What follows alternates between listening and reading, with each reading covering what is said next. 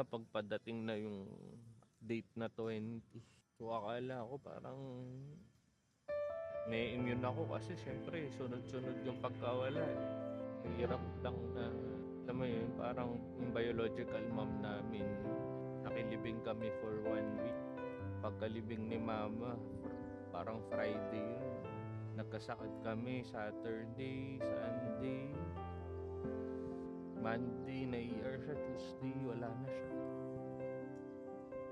So, kaya ngayon, ba't ko ba ito ginagawa?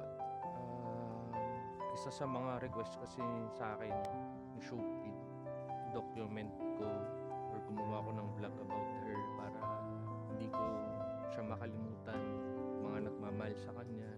And for me also, I want to do this kasi you'll never know hanggang kailan na lang tayo dito sa mundo. At least sa mga taong mahal ko, mahal ako, may iwan akong memory na one day wala na rin ako dito, magiging for sure ma-appreciate niyo yung mga videos na yun.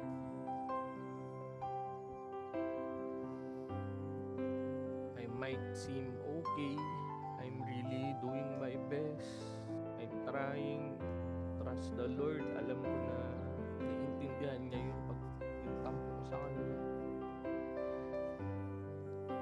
Kasi yung mga kinakapitan ko, wala na.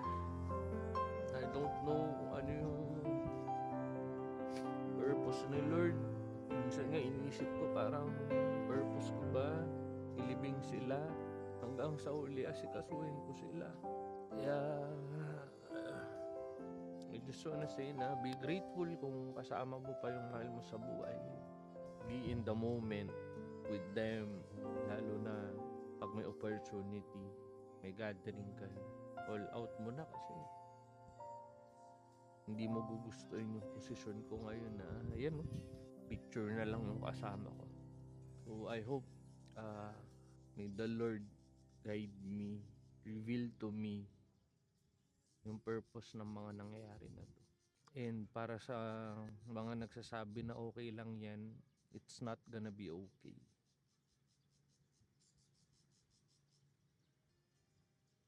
Kapag nangyari sa'yo yung nangyari sa akin, nawala yung mga mahal mo sa buhay, as in yung mahal mo, yung kadikit mo, yung pinagkakatiwalaan mo, yung pinagsasabihan mo ng sekreto mo, ng problema mo, ng saya mo, pag nawala sila at masasabi mo na okay lang, baka magbago yung pananaw ko. Pero kung hindi pa nangyari sa'yo, it's not okay.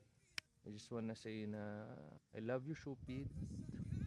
Patawarin mo kung may tampo ko sa'yo kasi sabi mo kasi tayo yung magkasama hanggang pagtanda. Kaya hindi ko alam paano. But I know you're with the Lord. Kaya maraming salamat po sa lahat ng mga dagdasal para sa amin.